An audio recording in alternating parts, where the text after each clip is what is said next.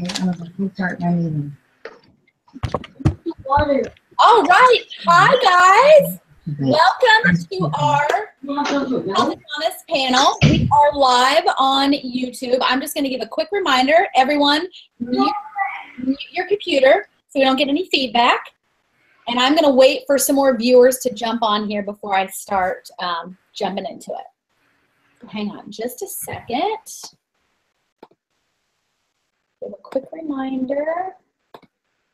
And I think you had said, Jamie, that there's a delay.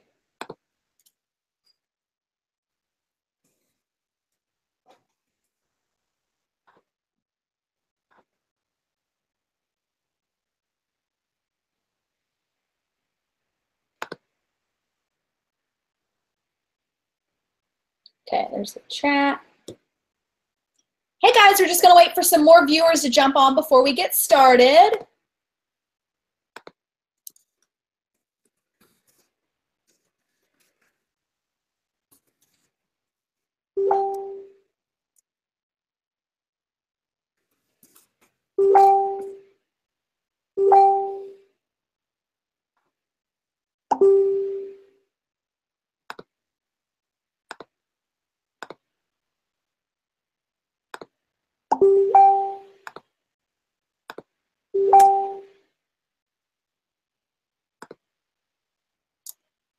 Hey guys, it's 7:31. I'm just gonna wait a couple more minutes for more people to log on. Got some more viewers coming in.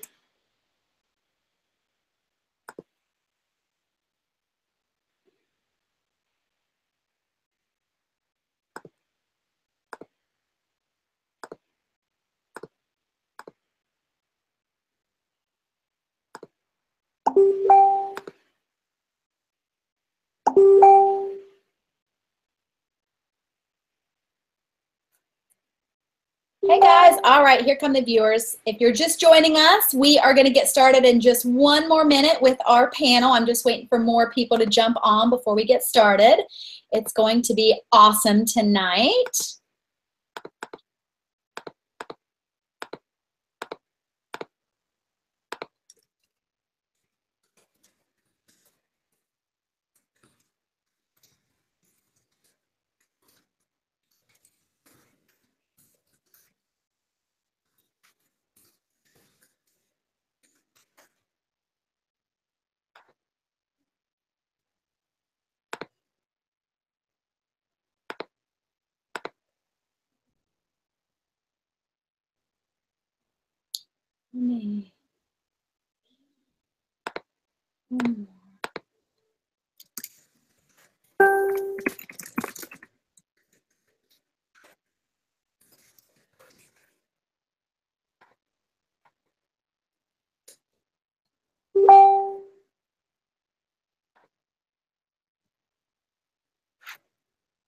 Okay, guys, it is 7:33. Let's go ahead and get started. My name is Amy Welch. I'm a Sapphire Ambassador with Plexus Worldwide. And tonight, I am really, really excited because I get the honor of moderating a panel of some amazing women who are really into health and fitness. And as you guys know, at Plexus, we are all about health and fitness and a healthy lifestyle. And a lot of times when people start their Plexus journeys, regardless of what products they're on, they aren't too sure about how to make some lifestyle changes. They have a lot of questions around what they should be eating. Why do I have to drink so much water? And so tonight, we actually have a lot of people on our team that are qualified and really passionate about health and fitness to help answer your questions. So we have some preset questions and some common myths about health and wellness that we're going to go over. And then you guys at the end are going to have a chance to ask any questions that we didn't cover. You can also chat those questions in during the event on the YouTube chat. But first, I'm going to let these ladies introduce themselves. Marion?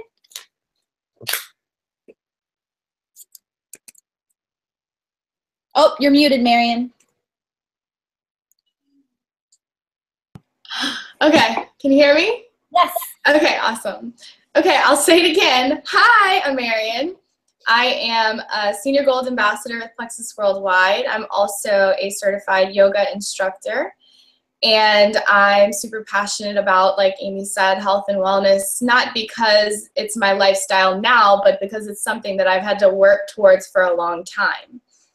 I started out very sick, and that's actually what drew me to gut health and exercise, because I ended up on 10 prescriptions and I got to the point where I was desperate.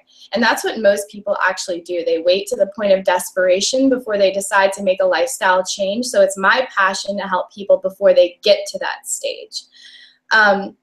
So guys, I grew up eating Wendy's and McDonald's. I had a single mom. She worked 80 hours a week, so my options were McDonald's, Wendy's, or Taco Bell, honestly. I had a horrible immune system. I drank penicillin like it was, you know, Coke. I drank 24 ounces of Coke a day. It was just gross. I was so unhealthy. So then, you know, at the age of 26, I ended up on 10 prescriptions with all kinds of illnesses. I mean, you name it, I pretty much had it. And I started beginning to research alternatives. You know, throughout my life, I had always been like, oh, I'm going to work out, and then I could never stick to it, right? I'd work out once, skip it, the next week, try twice, the third week, not work out at all. But when I got to the point of desperation, that's when I really started to make some major changes. So we're here tonight to kind of help guide you in that aspect and how you can make those changes and move from, you know, an unhealthy lifestyle to a healthy lifestyle without having to go through all of the crazy fad diets and all of the things that are just not good for you. We're looking to help you move your life into a whole different realm, something that we've all adopted here on this team as professionals in the industry now, and something that we're very passionate about as Plexus ambassadors. So I'm honored to be here, and I'm going to hand it off to Lauren now, right? Is it Lauren? Yeah? Okay. Yep. Hey guys, I'm Lauren Shepard, and I'm so excited to be here on this panel. I, along with everybody else on this panel, is so passionate about health and wellness, and we all have our different strengths that we bring to the table. So I'm honored to be here. Like Marian said, for me, I have been an athlete most of my life. I started swimming when I was 5 years old, and I don't think I've stopped moving since. I was a swim coach. Several years ago, I started training to be a runner. So I've run several half marathons and several triathlons. I actually have one coming up. So very, very passionate about health and fitness and being the fittest that I can possibly be physically, as well as mentally. When I got older, I became very, very passionate about nutrition. Throughout my journey, I have 2 young boys. So throughout my journey of having children, gaining the weight, struggling with learning how to eat, I am an awesome cook. Sorry, maybe brag on myself a little bit. I love food. I'm really excited about food, eating clean, eating healthy, being aware of what's going into your body. So I will touch on that a little bit tonight. So really excited to be here, and I'll pass it off to the next girl.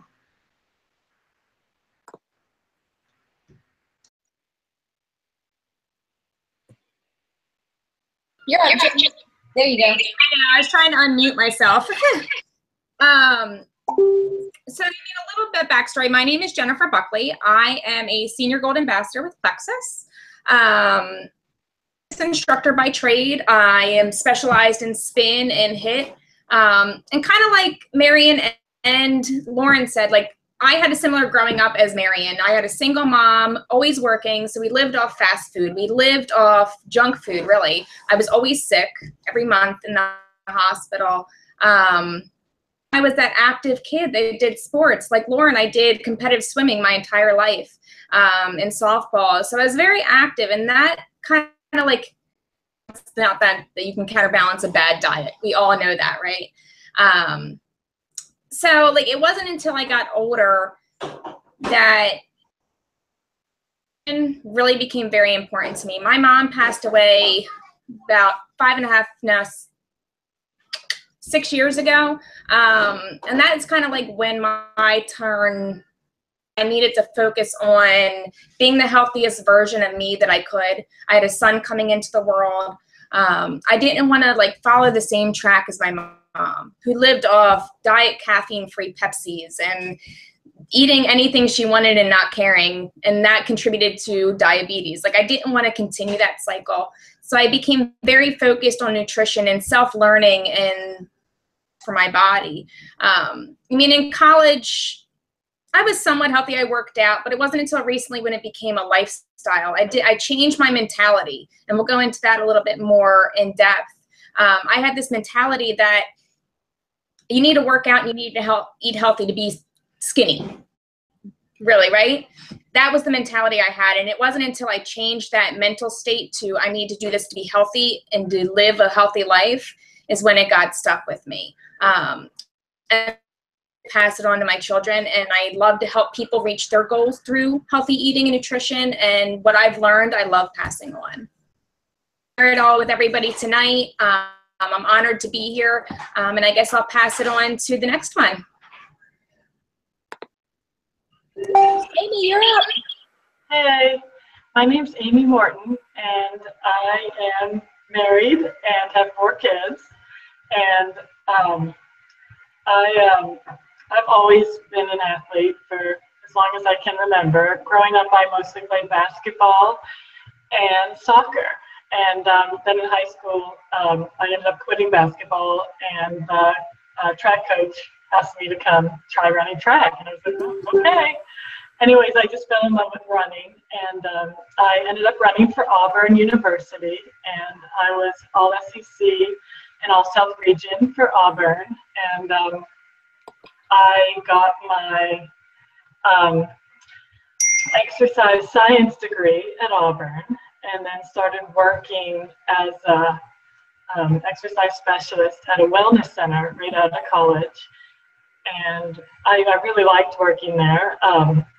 But then my husband and I decided to move to Pittsburgh for a while. That's where I'm from Pittsburgh, Pennsylvania. I live in Atlanta. But anyways, moved to Pittsburgh for a while. I worked at a club there, and I liked it. Then moved back to Atlanta, worked at a club in Atlanta. But when I got pregnant with my first child, we decided it'd be best for me to start my own business and just work at home. And so I started that in 2006. And I've been working here. I work here in our basement. I'm sitting in our basement gym. I don't know if you can see anything, but I work in our basement, and I love it.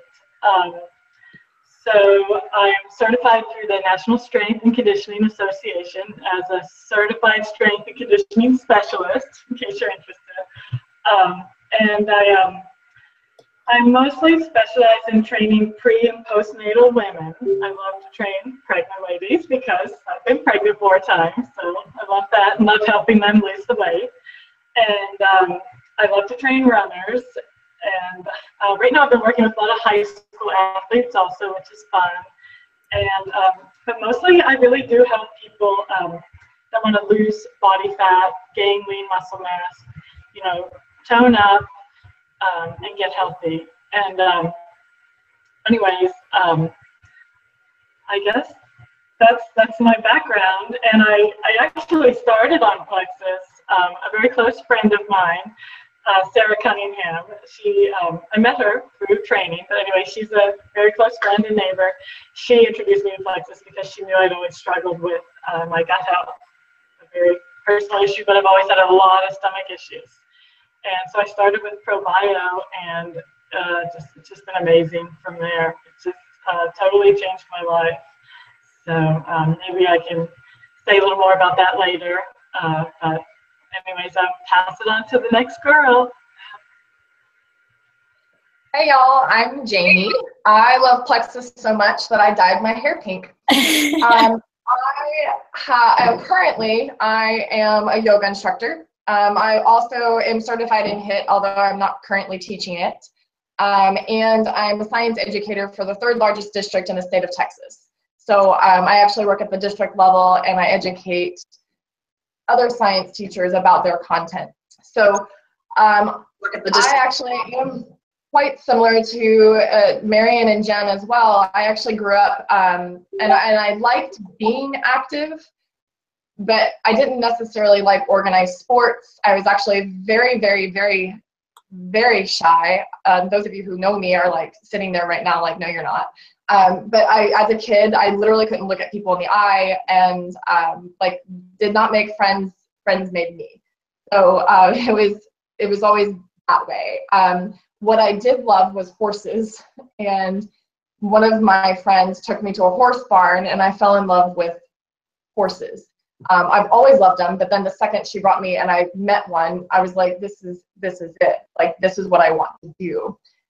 And so I started riding horses at the age of 7. That's going to come along later. But I also, even though I loved being active, I also really loved food. And I still love food. And I didn't grow up, like, my parents weren't super educated about, you know, good nutrition. Of course, they fed us the things that they believed that we needed. I would have to sit at the table and drink a glass of milk, even though to this day, I despise milk. And so it was just these ideas that they believed, like, you have to drink this milk or you're going to break your bones. By the way, I've never broken a bone, and I do not like milk ever. So anyway, so then in college was when I actually just kind of discovered working out. I was an NCAA athlete. I rode for the equestrian team for Texas A&M, and we were required to go work out with coaches, with trainers, excuse me. And so I kind of discovered, like, this is kind of pretty cool. I actually kind of like this. It's fun. I hated cardio, but I loved all the weight training, and I also got to work out with all the other NCAA athletes, hello baseball, and it was super fun. So, but throughout this whole time, I've always struggled with IBS without knowing that I had IBS. It wasn't a common conversation to have with your friends, like, hey, did you poop today? It wasn't, that just never came up. So I didn't know it was abnormal for me to go maybe once a week. So I always struggled with that. And so when I started getting better about, or when a doctor tried to diagnose me with IBS, I said, you know what, I'm going to start researching this. And I started changing what I was eating, and it helped, but it didn't go away. So then Marion found me with Plexus, and I said, okay, I'm in. And so fast forward now, I am very much into working out. I work out for myself. I do spin, I do silks, I do pole fitness, I do yoga, I do HIIT, I do body pump, you name it, like, I'm in. Like, I will try any workout that you throw at me. I've done CrossFit, I've done it all. Anyways, so we are very excited to be here, and I'm excited to be here, and I'm going to hand it over to Amy because I think we're going to start talking about some questions. Yes, thank you guys so much. So all of these ladies, you guys know, so the only people tonight watching are everyone on our team. They all have amazing health testimonies with Plexus. So if you guys want to know more about their story, you can always engage them on the team page. They, excuse me, they will chat with anyone and share their story. But tonight, we want to talk about what you guys want to know about health and wellness. And one of the biggest questions I get when people start Plexus is, all right, I want to lose weight. What's the first thing I need to do other than take your Plexus products? And Marion knows what you need to do first. Oh, Marion, are you unmuted? There you go. Yeah, I definitely know. So part of being, you know, a senior gold ambassador comes with having, you know, growing that size of the downline. So what I do in that, if you guys aren't working the business and you're here just for health information, is I help people in my downline talk to their people, and it's really awesome because I get to train people, right? And the most common problem that I come across when people troubleshoot with me is their mindset. And it sounds so cliche and so silly, right? But in reality, where does all of it originate? It originates in your mind. It originates on the moment you open your eyes and what kind of goals you set for that day. It comes down to literally when you're like, I don't want to work out, I had a long day, I'm tired, it'll happen tomorrow. It takes that strong mindset where you say, no, stop, I'm going to do it. And sometimes you have to do that over and over and over and over again, right? So you have to develop the habit of it. And that's the hard part, but that comes all the way back to mindset. I see a lot of people too when they're posting in the team page and in chats like, oh my gosh, this person lost weight and I've been taking the products for a month and blah, blah, blah. And I don't mean to be insensitive by saying blah, blah, blah, but I've seen so many stuff like this that I feel like very passionate about it. And guys, it's always mindset. It's always where you're focusing. Are you focusing on your goal? Are you looking at this as a journey?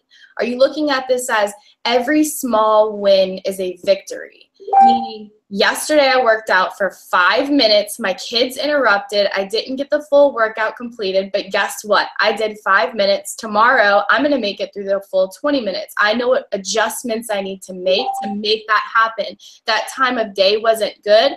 I'll move it till evening at bedtime. Knowing you're going to be tired, celebrating those small wins along the way, guys, that is what it's about. And that's going to keep you motivated and keep you happy along the way, right? Because we live in this microwave society where we want results now and fast. And if in a week 20 pounds haven't fallen off your body, you're a complete failure. No, that's totally wrong. Because guess what? Your stomach might have been feeling better in that week. You might have woken up with more energy. You might not have had that 3 p.m. crash. There's a lot of things that people need to, move their awareness to and notice, instead of just focusing on like comparing to their friend that lost 10 pounds in a week and they only lost 2.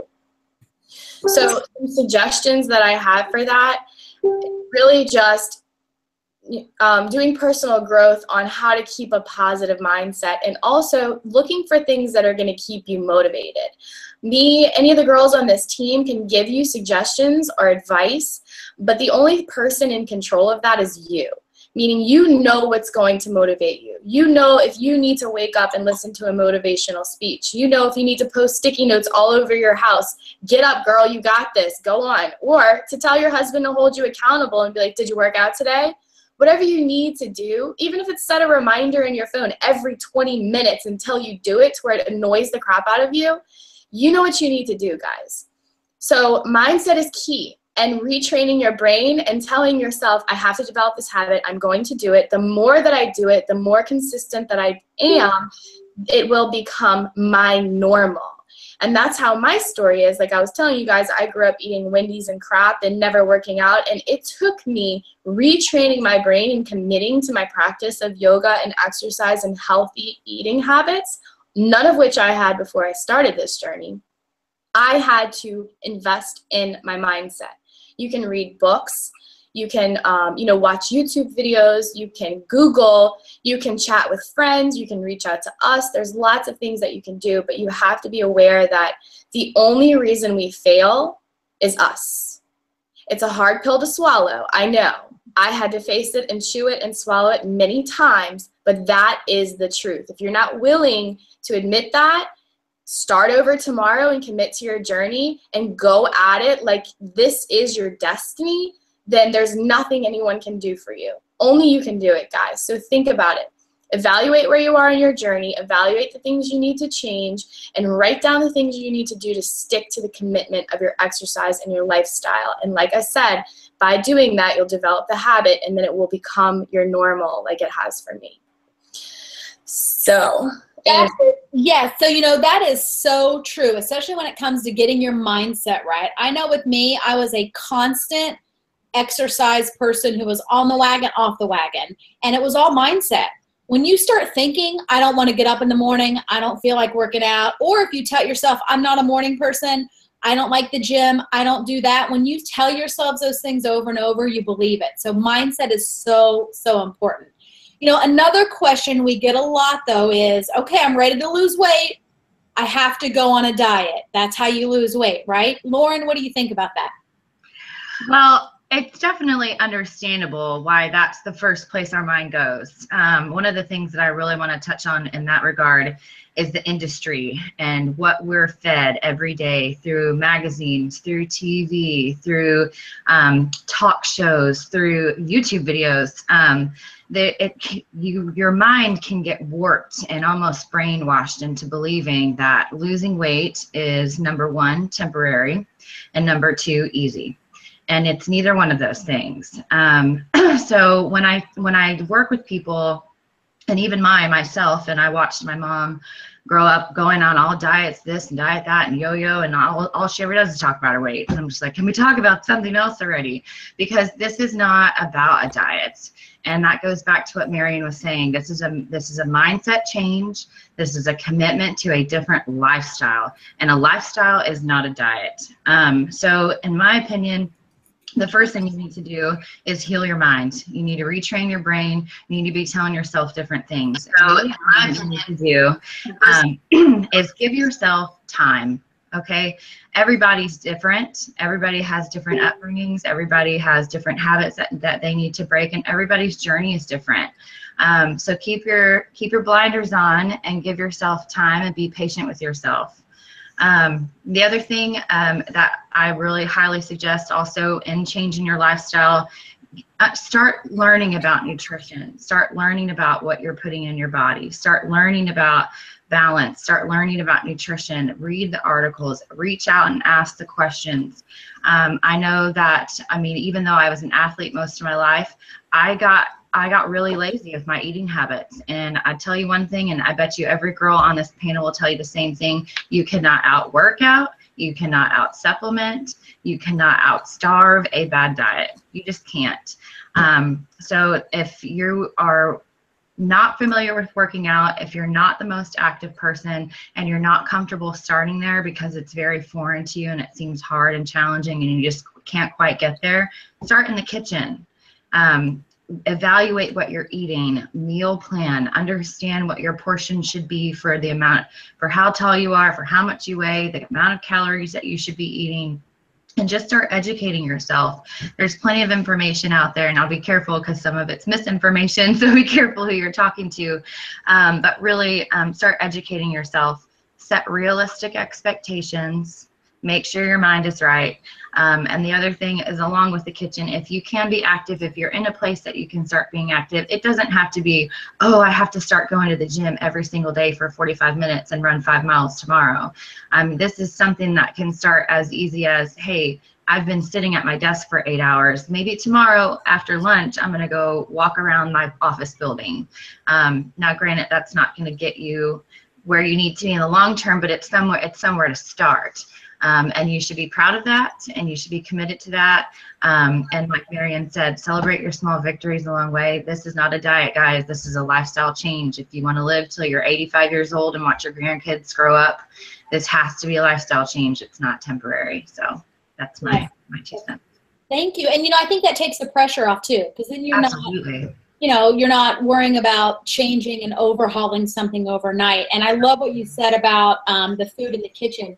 I've had so many trainers tell me that if I had to do one thing, they would rather me skip a workout than screw up my eating plan, because healthy eating, you know, you've heard the saying that, you know, weight loss is made in the kitchen and not necessarily in the gym. Certainly you need both, but you're right. Now, I love what you said too about just educating yourself, because years ago, the medical community, even the health and fitness community, we didn't really know what we didn't know. So we thought we should be eating low fat, low calorie, sugar-free foods. And a lot of people think that carbs should be avoided and fat should be avoided. Jen, what do you think about that? I know I have people who will not eat an avocado because it's high fat content.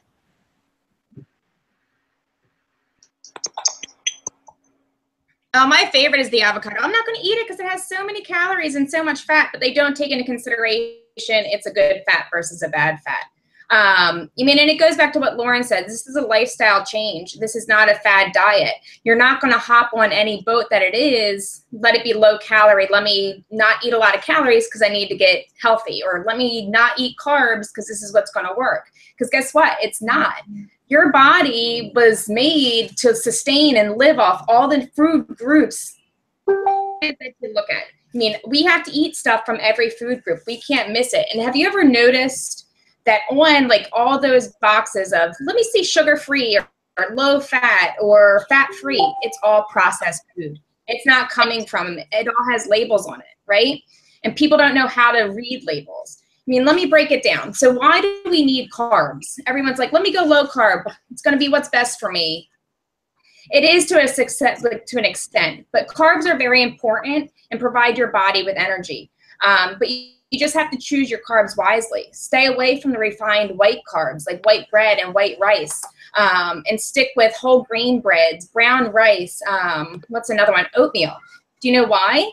Because they're full of vitamin B, folic acid, fiber. Your body needs all these. So when you go low carb, eliminating your body's nutrients that it really needs. It's just choosing them wisely. Just to be the biggest, like, let me dive into this sugar-free, or like I was that person, right? So I lived in the aisles of the grocery store buying processed foods because it told me it was fat-free, because it told me it was low carb or it was sugar-free. And sugar-free is probably the worst thing anybody can grab.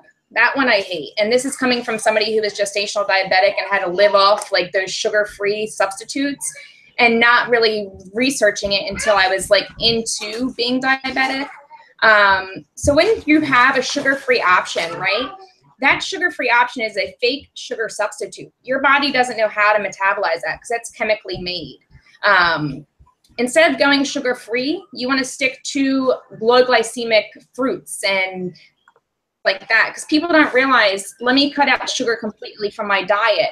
Unless you're eating meats and fat and that's it, you're getting sugar. There's sugar in milk, fruits, vegetables, dairy replacements, eggs, alcohol, nuts, all of that has sugar. So unless you're eliminating a large portion of your diet and surviving off just meats and fat, you're not sugar-free. Is instead choosing sugar-free options or cutting out those high sugar choices like the refined and things like that. One of my other ones is, like Amy said, about the fats, being fat-free, or I'm not going to eat that avocado. Fat-free becomes a trend, and it was a trend years ago, and companies cater to this, and that's when we all started seeing those boxes of fat-free foods, fat-free dressings, low-fat, calorie-free, this, that, and the other. And my doctor specifically stressed to me how important fats were in my diet. And then he asked me, what do you think are fats? And I start listing things off. He was like, those are the bad fats. I mean, there are actually good fats. So nuts, seeds, fatty fish, they're all good sources of omegas that your body actually needs to absorb.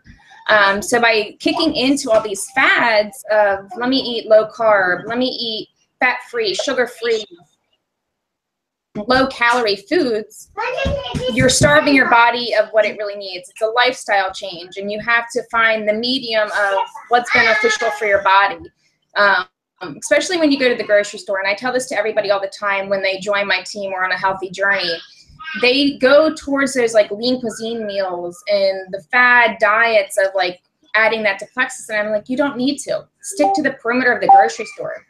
Stick to your meats, your vegetables, your fruits, anything that doesn't have a label. Most beneficial thing for you, and guess what? Some of them might be high in calorie, but it's good calories. Some of them might be a little bit, have sugar in it, but it's fruits. It's actually good sugars. To do this fad stuff, they limit their calories very low. And a lot of people don't realize this, that when they do start this healthy lifestyle, they cut their calories way too low and wonder why they're not losing weight. I was that person. I was eating 1,000 calories a day and wondering why my body wasn't dropping weight like it was supposed to. And it's because your body legitimately needs calories. And this goes back to something that Amy said, and finding your metabolic rate and how much your body needs to process to live. And I hate those fads. I really do. It's a lifestyle. It's choosing healthy foods and the right ones and in the right amounts, and not going towards a fad like sugar-free and fat-free and stay with you forever. Right, and really, you just don't know because they're really all when you start getting into those things. Because real food doesn't have ingredients, right? Real food is ingredients. Now, Amy, you said you don't have your clients count their calories. Let's talk about that for a minute. Yes, I would love to. So I really don't encourage my clients to count their calories. I've always encouraged them to keep a food journal and definitely not be obsessive about it. I don't want them to write down the calories beside it. I don't even want them to measure anything out. I don't expect it to say 1 cup of cereal, half a cup of milk. I don't want that. Just jot down what you eat, when you eat it, and then actually I'll show you guys. I usually give my clients one of these when they start training, and I have them just jot down, breakfast, lunch, dinner, any snacks. And now I'm having them jot down when they take their Slim, their BioCleanse. I also like to have them jot down their exercise. getting kind of off track. But when they come in, then they just tear off the sheets and hand them to me so I can look at them. But really, to be honest, they really don't even need to tear them out and give it to me. Just a pencil to paper, writing it down, it kind of slows you down. Like before you eat that donut or cupcake, or even before you grab like 5 of your kids' goldfish, or like just eat the leftovers off of your daughter's plate. You might be like, oh, I don't want to write that down. Right. So then you're not going to eat it, you know. But anyway, so I have them keep the food journal. And to be honest, my clients who have kept a food journal, they get results, and they usually get results a lot faster than the people that don't. So I'm a big believer in the food journal. There's a lot of food journal studies out there that kind of just say food journal equals weight loss. Of course, we never want you to become obsessive about it, you know, measure things out and you know, not eat enough because of the food journal. You need to always make sure you're eating enough and from all the food groups, like Jen said. But I also wanted to chat just for a minute while we're talking about food. When I'm down here in the basement, it's pretty common. My 6 a.m. training clients and my 6 p.m. training clients, they get kind of woozy on me. I feel nauseous, might have to sit down, lay down, and I'm like, gosh, this isn't really that hard today. This shouldn't really be happening. What could this be? And about 99.9% of the times, pretty much every time, it's been that they haven't eaten before they've come to work out. So they'll eat lunch, you know, around 11 or 12, and then they'll come train with me around 6:30, and they haven't eaten since lunch. So, you know, as soon as they start working out, their blood sugar is going to drop. They're going to feel nauseous. Same with my 6 a.m. clients. They come and they haven't eaten since dinner, you know, so of course they're going to feel nauseous. So I just wanted to stress, before you do a strength training workout, it really doesn't even have to be that much, but some protein and carbs. So like an apple with some like a handful of almonds, or a cheese stick and an apple, about an hour to an hour and a half, maybe even 2 hours beforehand. But it is really important, again, getting back to the carb thing, it's really important to have the carb. If you would just eat the protein before, it's just really not going to give you enough energy to make it through the workout. Well, and it's so funny because I definitely have been somebody, especially before Plexus and before I was educated, I was one of those people. And a lot of people, you know, you would think common sense would tell you if you eat less, you're going to lose weight. So I would skip breakfast, skip lunch, have dinner, and live on Diet Coke or coffee to get me through because I didn't have the energy because I wasn't eating. So I think the norm is a lot of people, we've done that. I mean, I would eat a whole sleeve of Snackwell cookies because they were low fat, right? Or even now, people can get into the trap of eating cookies because they're gluten-free. Or when I started going all organic, I used to buy these organic fruit pies, and I would eat my weight in them because they were organic. But guess what, guys? They're still cookies. They're still fruit pies. So one really easy tip, if you're not sure what's healthy and what's not, when you go to the grocery store, just shop the perimeter of the grocery store. Do not go down the aisles. The aisles are where all the low-fat, low-calorie, low-sugar chemical things are. If you shop the perimeter, you're going to find the stuff that you want. You know, they say that real food doesn't have an ingredients list because their ingredients is the real food. So that's just something to keep in mind. You don't have to make huge, drastic diet changes. You don't have to throw everything out. I think for a lot of people that gets overwhelming, and that's why they fail. I love what you said about the food log, especially not tracking and counting, because especially for someone like me, that overwhelms me. When I do a food log, I notice two things. I either notice that I forgot about the junk I ate until I actually start keeping the food log. It's like my brain, as I'm eating it, blocks it out. I'm like, oh, I was healthy today. No, I wasn't. I had a cupcake for breakfast. The other thing I notice when I keep a food log is exactly what you said, that I'm not eating enough at all. Now, one thing, though, that we know people absolutely have to do, regardless of their diet, if they want to start losing weight and if they just want to feel better, they have to drink water. I know people, though, who don't drink any water at all. So, Jamie, why do we tell people they have to drink so much water, and does it really matter? Absolutely, it matters. So I teach hot yoga. So I definitely have the value of water. But let me talk to you about plants. So let's think about a house plant that you may have had in your house, and you forget to water it. What happens? Well, the plant wilts, right? So spoiler alert. And when the plant wilts, what's happening at the cellular level is that the vacuole that contains the water for the plant, it becomes less rigid. And because of that less rigidity at that cellular level, multiplied by all of those cells, the plant wilts and it tilts over on its stem. So that's what happens to plants. Obviously, we have a skeleton, and so the skeleton is going to keep us rigid. But you can tell when your skin is not hydrated. You can tell even, like, physically speaking, like you're feeling tired, or you're feeling a little bit dizzy, or you're parched and you can't seem to get enough water.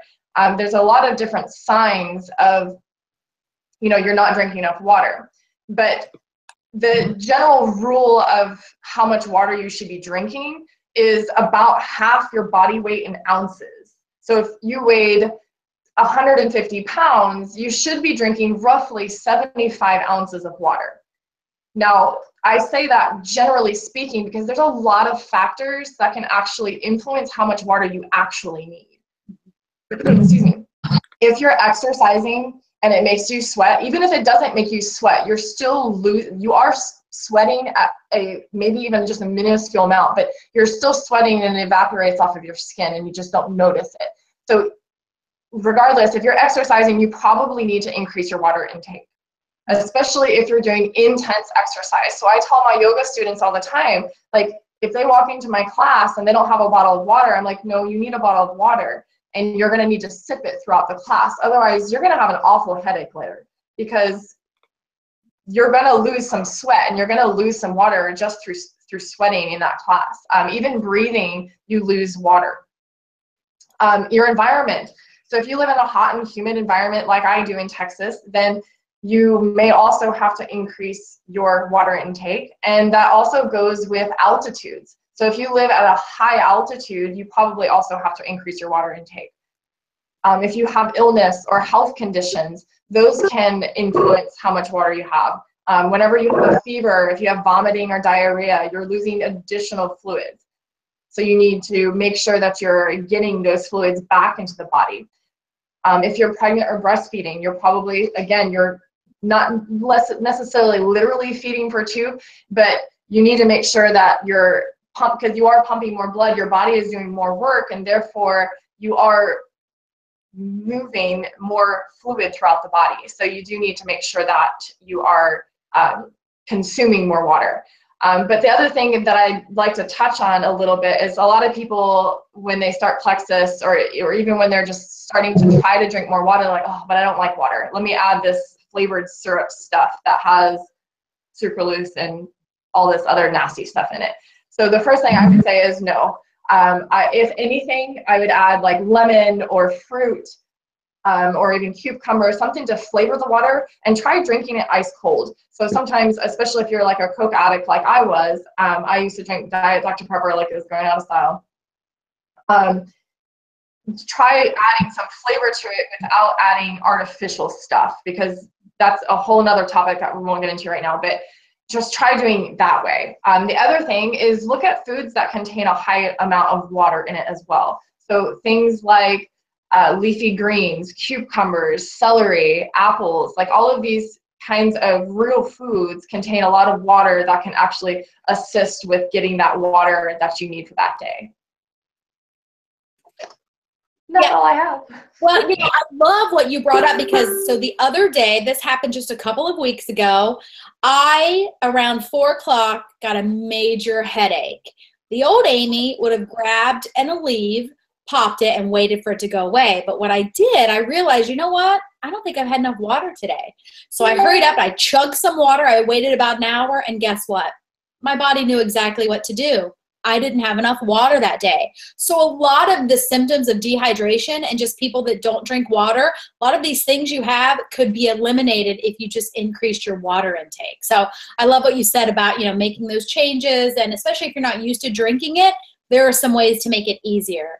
Now, one thing too about drinking water, you mentioned people that are exercising. I am a wannabe runner.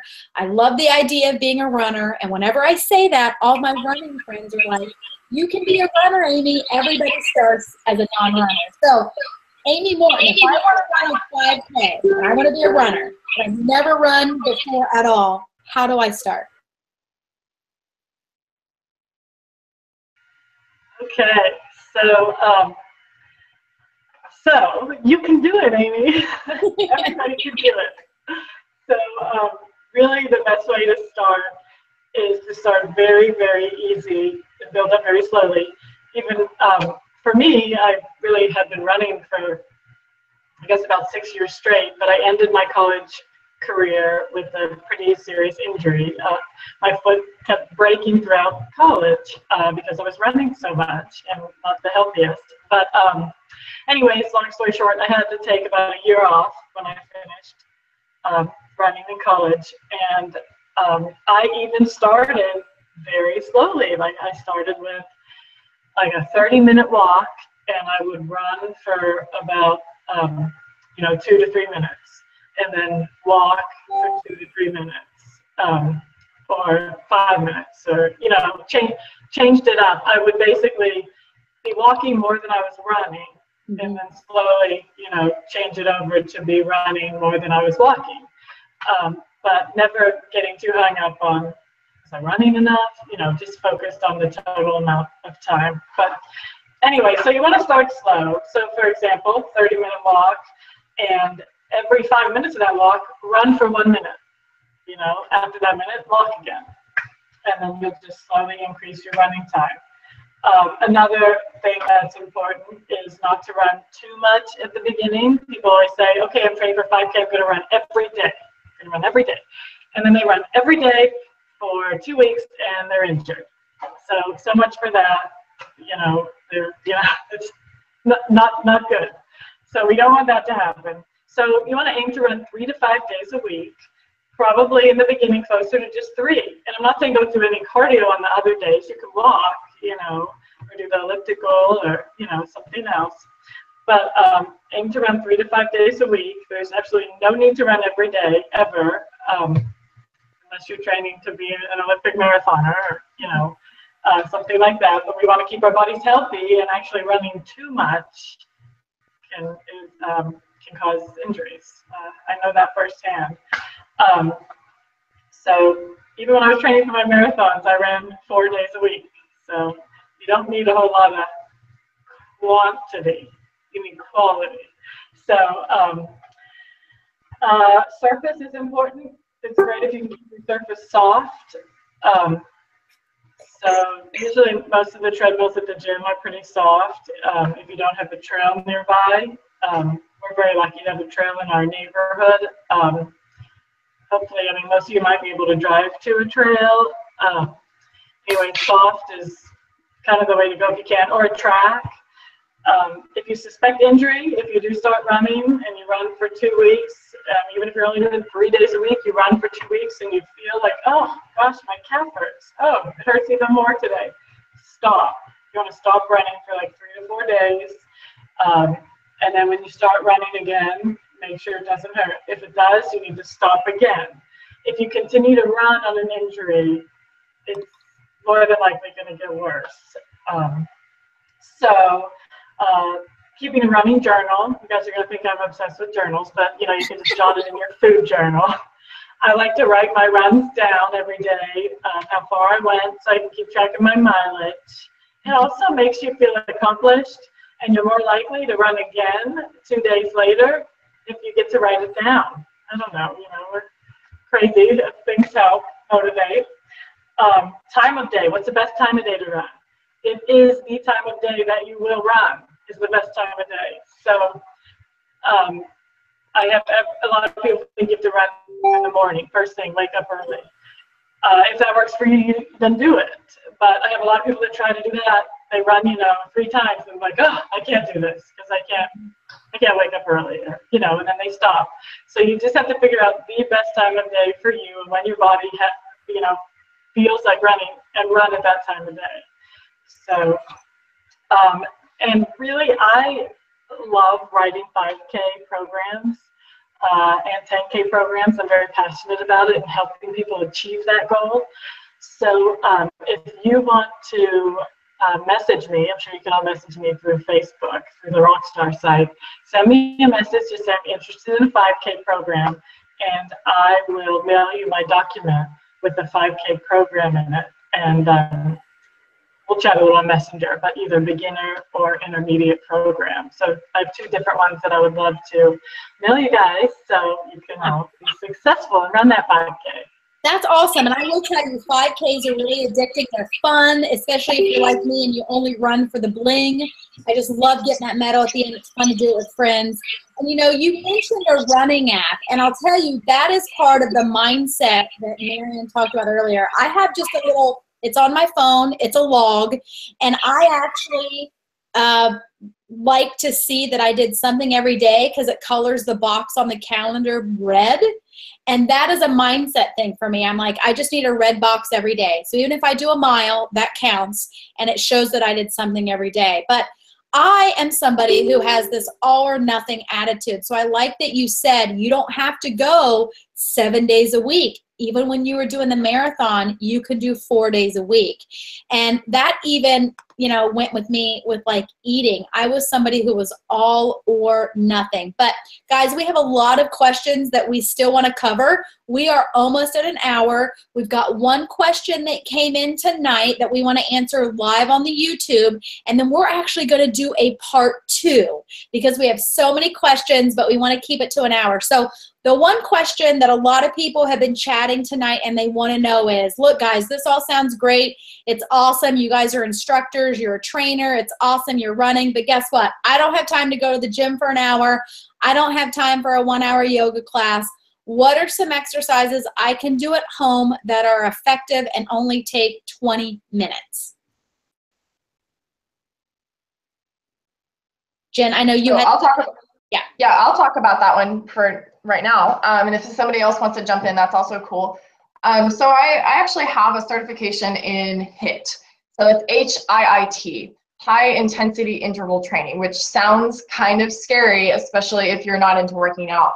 But let me talk about a little bit about what it is and why it works. And so basically, high intensity intervals are like short little bursts of work followed by another shorter period of rest, and then you just repeat that for up to like as long as you want to, really. But it can be like a 20-minute workout, so you can get a really good workout in 20 minutes, and because you are pushing, you are going to have a really, really, really good workout. You can actually get accelerated fitness gains through doing HIIT workouts.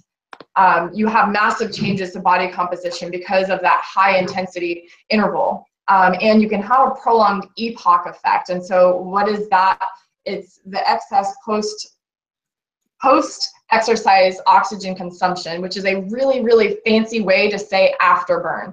So when you do a HIIT workout, you can actually burn calories up to 12 hours after you work out, which to me is a really big benefit. You can see a lot of really, really, really great changes with those. You do want to be careful starting out, because if you have never done a squat before, or if you've never done a lunge or a push-up or whatever, you do want to just be cautious and make sure that you're modifying the exercise so that it is safe. Because before you can really turn on the intensity, you want to make sure that the muscles that are supporting the body and supporting the joints are the correct muscles that you're using to complete the movement. And so HIIT workouts can be body weight exercises, and you can just string like 4 of them together. So like, let's say you want to do push-ups, then you're going to do jumping jacks, then you're going to do squats, and then you're going to do crunches. And you do each of those for like 30 seconds a piece with a 10-second break in between. And you just do that maybe 3 or 4 times. Maybe you start slower, maybe you start with longer periods of time. So it just kind of depends. I'm happy to answer questions about that, but you can also Google it. For a long time, I actually quit my gym membership and I said, I'm going all in. I'm doing nothing but HIIT. I'm going to do it at home. And I'm just going to do body weight, and here and there I'll throw in some weights that I have at the house. And I saw some really great changes. And so it's just the commitment to actually doing it if you're going to do it at home. What I like about going somewhere to do a HIIT workout is the accountability that I have of, hey, I said I was going to be there and my friend Amy is going to meet me and I can't just not show up. So it's important to think about, like, if you are going to do a 20-minute workout, then you have to do it. Kind of going back to like what Marion said at the beginning as well, it's having that mindset of, okay, well, maybe I only did 5 minutes today, and then, you know, something started happening, and I'm not really sure if that's really good. So then do 5 minutes, and then do 6 minutes tomorrow, and then do 7 minutes the next day, and so on and so forth. You want to have those small victories of increasing the workload over a period of time. Mm-hmm. Oh, sorry. Thought I was muted there. Yeah, you know, and the other thing too I love about it is a lot of times too, because I worked full time, I had a commute. The last thing I wanted to do when I got home was work out, but I could take 20 minutes of my lunch hour, walk around our campus, walk up and down the stairwell, and just starting small on those 20 minutes, it actually made me crave it more. And then I would find time when I got home to maybe do 30 minutes or maybe go on a 2-mile walk with the family. So I love too, when you don't think you have a lot of time and you start those 20-minute HIIT workouts, you might find that it just is a good way to get you to doing some more things. So we did have one question come in live, guys, and I want to answer that before we get off. So the person is asking, hey, I need to get rid of belly fat. They want to know what the best way is. She said it kind of sits in the middle of her belly, kind of makes her look pregnant. But she is asking for suggested workouts. And I don't want to burst anyone's bubble, but I think most of us can agree that if you want to target your belly fat, you've got to start in the kitchen. Who wants to take that one? I can take that. Because I struggled with this for the longest time. Tying off Jamie's, like when I had my son, I struggled to get a workout in. Like I would go to the gym, but my son didn't. No matter how long I thought I had 20 minutes and that was it. So I decided to start working out at home and doing HIIT workouts. And Jillian Michaels is awesome when you don't have the mental knowledge of workouts. Jillian Michaels has the best 30-day shred program. It's a 27-minute workout. But I did this, I did those workouts, but I still struggled to lose that belly. I couldn't get rid of the belly fat, and I couldn't figure out why. And it was linked back to what Amy said.